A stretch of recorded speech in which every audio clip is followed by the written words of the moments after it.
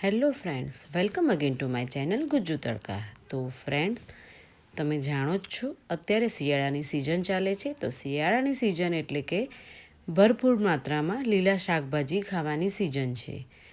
તો આજે હું એક એવી રેસીપી લઈને આવી છું જે તમને શિયાળામાં જ મળે છે. તો આજે આપણે બનાવીશું લીલા ચણાનું શાક, જે ખાવામાં ખૂબ જ ટેસ્ટી લાગે છે અને હેલ્ધી પણ છે.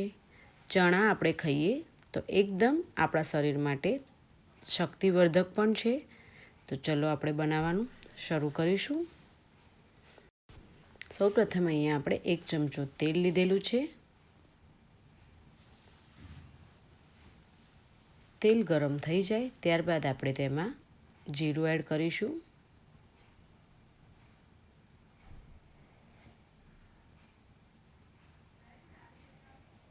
તો જીરું આપણું એકદમ ગરમ થઈ ગયું છે. તો હવે આપણે તેમાં અડધી ચમચી હિંગ એડ કરીશું. મીઠો લીમડો એડ કરીશું, જે અહીંયા ધોઈને લીધેલો છે. આદુ લસણ મરચાંની પેસ્ટ આપણે 2 ચમચી લીધેલી છે, તેને એડ કરીશું.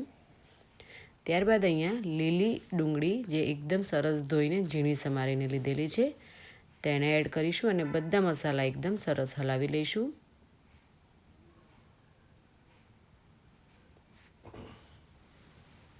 ત્રણથી 4 મિનિટ આપણે તેને આ રીતના ચડવા દઈશું અને હલાવતા રહીશું, જેથી કરીને તે નીચે ચોંટી ના જાય.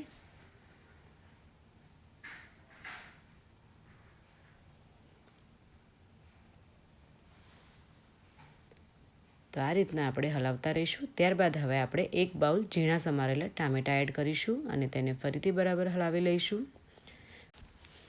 તો હવે આપણે એમાં અડધી ચમચી હળદર, મીઠું સ્વાદ પ્રમાણે લઈશું, 1 ચમચી ગરમ મસાલો, 1 ચમચી ધાણા જીરું પાવડર અને 1 ચમચી લાલ કાશ્મીરી મરચું, તેને બરાબર હલાવી લઈએ. ત્યારબાદ આપણે થોડું પાણી એડ કરીશું અંદર, જેથી કરીને નીચે મસાલો આપણો ચોંટી ના જાય. તો આ રીતના આપણે તેને 2 થી 5 મિનિટ ચડવા દઈશું બરાબર. અને વચ્ચે વચ્ચે હલાવતા પણ રહીશું.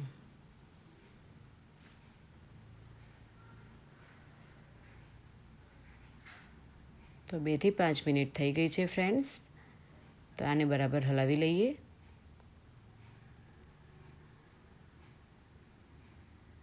તો તમે જોઈ શકો છો આમાં તેલ એકદમ સરસ છૂટું પડવા લાગ્યું છે. તો ફરીથી આપણે તેને હલાવી લઈએ. હવે આપણે જે લીલા ચણા છે તેને લઈ લઈશું અને આ રીતના તેને બરાબર હલાવી લઈશું. હવે આપણે અહીંયા અડધો ગ્લાસથી પોણા ગ્લાસ જેટલું પાણી એડ કરીશું અને આ રીતના હલાવીને મૂકી દઈશું. હવે અહીંયા કસૂરી મેથી પણ એડ કરીશું, જેથી તેનો ટેસ્ટ ખૂબ જ સરસ આવે છે. અને હવે આપણે કુકરને ઢાંકણ ઢાંકીને સીટી વાગવા દઈશું. તો અહીંયા આપણે 4 થી 5 સીટી વગાડવાની છે ફ્રેન્ડ્સ. અહીંયા જે લીલા ચણા આવે છે તેને આપણે પોપટા તરીકે પણ ઓળખીએ છીએ. તો આને તમે શેકીને પણ ખાઈ શકો છો. શેકીને ખાવામાં પણ તે ખૂબ જ ટેસ્ટી લાગે છે. તો અહીંયા આપણી 5 વિસલ વાગી ગઈ છે અને કુકર પણ ઠંડુ થઈ ગયું છે. તો આપણે તેને ખોલીને જોઈ લઈશું. તો તમે જોઈ શકો છો ફ્રેન્ડ્સ, આપણું સબ્જી અહીંયા રેડી થઈ ગયું છે. તો એની સ્મેલ પણ ખૂબ જ સરસ આવે છે અને આપણા ચણા પણ ચડી ગયા છે. તો હવે આપણે તેને કોથમીર ઝીણી સમારીને ધોઈને લીધેલી છે, તેને એડ કરી દઈશું અને બરાબર સરસ હલાવી લઈએ. હવે તેને આપણે સર્વ પણ કરી લઈએ. તો ફ્રેન્ડ્સ, આ લીલા ચણાનું શાક જો તમે પહેલીવાર બનાવો છો તો ઘરે ચોક્કસ બનાવજો અને કેવું બન્યું છે તે કમેન્ટ કરીને મને જણાવવાનું તો ભૂલતા જ નહીં. આવી જ રીતે આપણે મળતા રહીશું અવનવી રેસીપી સાથે.